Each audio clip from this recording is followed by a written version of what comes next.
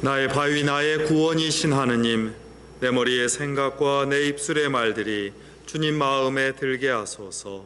아멘. 사랑하는 교회 여러분, 북극에서 내려왔다는 이 추위를 어떻게 견디고 계신지요? 여전히 계속되는 코로나 감염증의 소식 안에서 또한 어떻게 견디고 계신지요? 간절한 마음으로 여러분의 건강 그리고 평안의 안부를 여쭙습니다. 여러분의 체온이 없어서 더 춥게 느껴지는 성당입니다. 아무리 불을 지펴도 주님의 몸인 교회로 모여 여러분이 만들어내는 그 온기를 따를 수 없습니다. 주교님을 비롯하여서 사목단, 성가대와 오르간 연주자, 그리고 여러분 화면 뒤에 있는 영상팀이 이 차가운 기운을 견뎌내는 모습 속에서 여러분을 향한 간절한 마음을 읽습니다. 저희의 체온을 내려서 그 남은 온기를 여러분에게 닿게 하려는 노력입니다. 여러분도 격려와 기도의 체온으로 이곳에 보내주셔서 이 성당을 데우고 저희 마음의 살갗에 닿도록 그 마음을 모아주시기 바랍니다. 어찌 보면 세계는 눈길에 미끄러져서 뒤엉킨 터널 속에서 오도 가도 못하는 그런 처지인 것만 같습니다.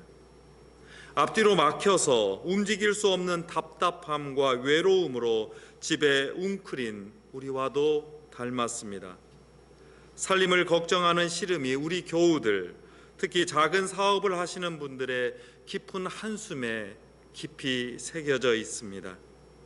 그런데도 세계의 사회와 정치는 뒤엉킨 주장과 성난 목소리에 정신이 팔려 있습니다. 앞길을 터주기는커녕 서로 미움과 분노를 던지면서 세상을 더욱 아수라장으로 만들어내고 있습니다.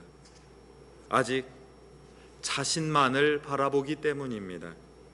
코로나든 북극발 한파든 사회의 아우성이든 환경 파괴와 지구 온난화 그리고 사회적 무관심과 같은 큰 문제를 함께 살펴보라는 그 경고임에도 불구하고 여전히 자신만을 바라보고 있기 때문입니다. 내 앞에 이익 또는 나만 억울하다는 생각, 나만 배제되어 있다는 불안한 감정에 사로잡히면 해결의 길을 찾기 어렵습니다. 서로 바라보면서 해결을 요구할 것이 아니라 서로 손을 마주잡고 눈을 합하여 다른 세계를 바라볼 때, 우리와는 완전히 다른 분인 하느님을 바라볼 때 구원의 길이 열립니다. 이때 우리는 성탄절과 공연절의 신앙을 다시 생각합니다. 하느님께서 세상에 널리 드러나시는 공연의 사건 속에서 우리는 공연의 빛, 새로운 구원의 빛을 새로 발견합니다. 그 첫 번째 공연은 성탄절 사건입니다. 그 모습을 다시 한번 되새겨 주십시오. 하느님은 연약한 아기로 오셔서 가난한 여인의 가정에 오셨고 그 첫 증인들은 새벽 추위에 떨며 양을 지키던 목동들이었습니다. 하느님이 드러나신 첫 번째 지점이었습니다.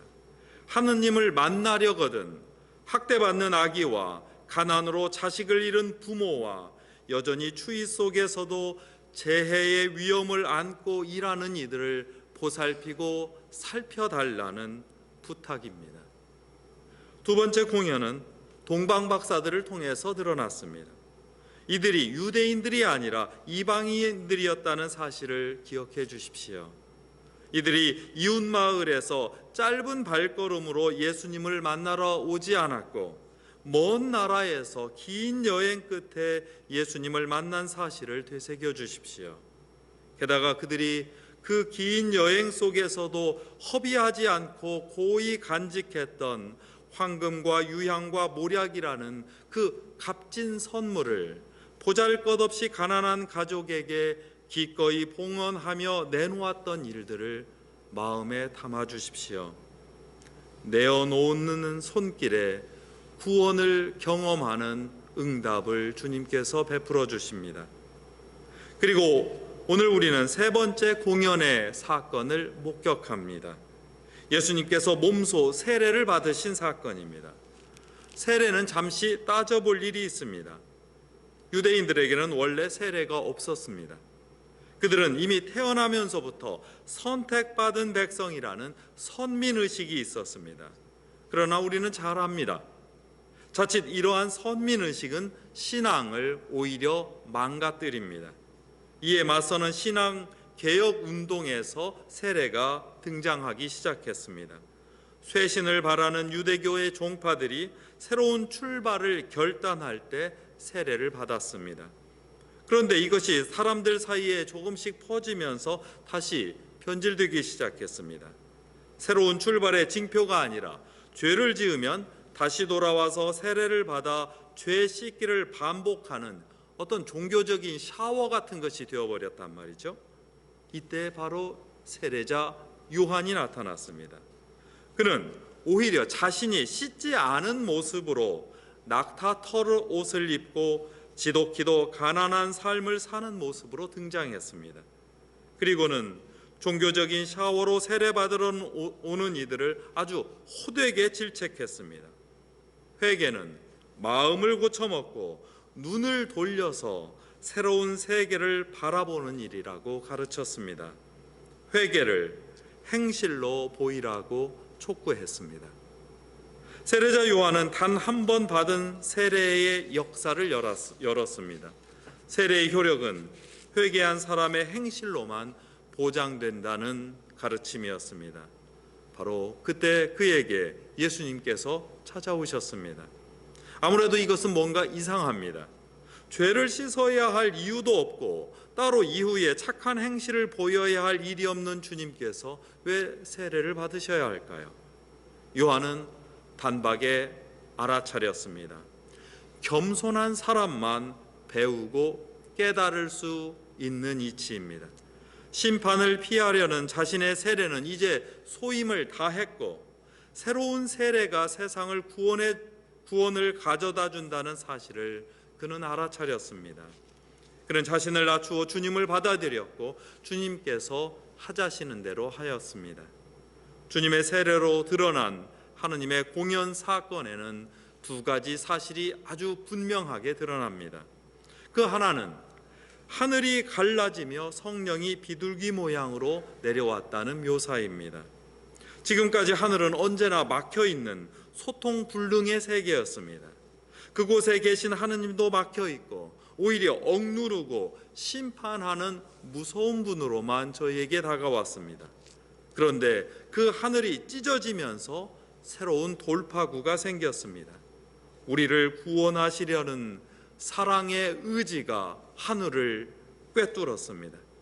멀어진 사랑에 닿으려는 그 의지와 보살피려는 손길이 세상을 바꿀 수 있다는 사실을 드러냅니다. 우리말 성서 번역에 성령이 내려왔다는 말은 느낌이 아주 약합니다. 성서 원어의 뜻을 따른다면 성령이 몸에 꿰뚫고 들어갔다고 말해야 합니다. 하느님의 성령이 주님의 마음과 생각과 몸에 꿰뚫고 들어가서 평생토록 머무셨습니다. 성령을 체험하는 일은 꿰뚫고 오시는 하느님께 우리 자신이 뚫리도록 허락하는 여는 일입니다. 자신의 편안한 감정이 고조되는 것이 성령 체험이 아니라 고통스러운 부분이 도려지도록 아픈 일이 성령 체험인 것을 기억해 주십시오. 성령을 받은 주님께서 성령에 이끌려 광야에 가셨다는 사실을 되새겨 주십시오. 성령을 받으신 주님께서 십자가의 고통으로 스스로 걸어가셨다는 사실을 기억하여 주십시오. 성령의 세례는 편한 삶에 대한 보장이 아니라 이후에 다가올 고난을 견뎌내는 힘입니다. 어두움과 싸우는 능력입니다. 어둠 속에 있는 이들의 손을 붙잡고 이끌어내는 용기입니다. 혼란스럽고 거친 곳에 선하고 아름다운 질서를 만들어내는 그러한 노력과 수고입니다. 두 번째는 뚫린 하늘과 땅 사이로 들려오는 목소리입니다. 예수님 이전까지는 하늘에서 들려오는 소리는 늘 두려운 목소리였습니다. 죄를 묻고 심판을 경고하는 목소리인 탓에 사람들은 하늘에서 들려오는 목소리가 두려웠습니다. 우레와 천둥처럼 무서운 음성 앞에서 머리를 들 수 없었습니다. 하느님도 그만큼 언제나 멀게만 느껴졌습니다. 그런데 여러분, 오늘 들으셨지 않습니까? 하늘에서 내려오는 새로운 그 음성은 이처럼 부드러울 수가 없습니다. 예수님을 향한 그 자비로운 목소리가 이제 여러분에게 들립니다. 너는 내 사랑하는 딸, 내 마음에 드는 아들이다. 예수님의 세례는 하느님과 예수님의 관계가 무엇인지를 천명하는 사건입니다. 이 친밀한 관계가 예수님을 믿는 우리에게도 펼쳐지겠다는 선포입니다. 우리가 더는 심판대 위에 서지 않고 하느님의 사랑과 친절함 속에서 함께 참여하여 함께 누리며 친교하게 되었다는 진리입니다. 예수님의 세례는 우리가 받은 세례의 출발이었습니다. 우리는 지금 예수님의 세례를 나눈 사람으로 모여서 주님의 몸인 교회를 이루고 있습니다. 여기에 우리가 기억해야 할 세례의 은총이 있습니다. 그 세례는 사랑의 포옹이 함께합니다. 환대와 영접의 행동으로 드러납니다. 위로와 격려, 응원과 동행이 함께합니다. 예수님의 세례는 우리의 세례를 통해서 따라야 할 삶의 길입니다. 지난 한 해 동안 우리는 주님의 세례를 나눈 자매요 형제로서 서로 위로와 격려, 응원과 동행을 나누며 걸었습니다. 지난 한 해의 어려움이 깊었기 때문에 그 간절한 기도와 동행의 의지 또한 더욱 깊었습니다. 이 순간 저는 어느 때보다도 이 위로와 격려의 동행이 간절했던 분들을 기억합니다. 지난 한 해 동안 우리 공동체와 가족이 사랑과 눈물로 하느님께 돌려보내야 했던 분들을 생각합니다. 성송길, 이계숙 아가타, 김인배 요한 신부님, 송선자 볼리나, 임기란, 윤병상 베드로, 추영희 마리아, 신홍우 바우로, 강태소 바나바, 서준호 도미닉, 남기순 에스더, 김순희 율리아, 김용백 안드레, 김성관 필리포, 최장분, 오원출, 그리고 우우영님, 이분들과 더불어 코로나 사태로 지금까지 세상을 떠난 분이 1,000명이 훌쩍 넘습니다. 그들을 지금 이 순간 생각합니다. 한국의 산업체의 사망률은 OECD 국가 중 최고입니다.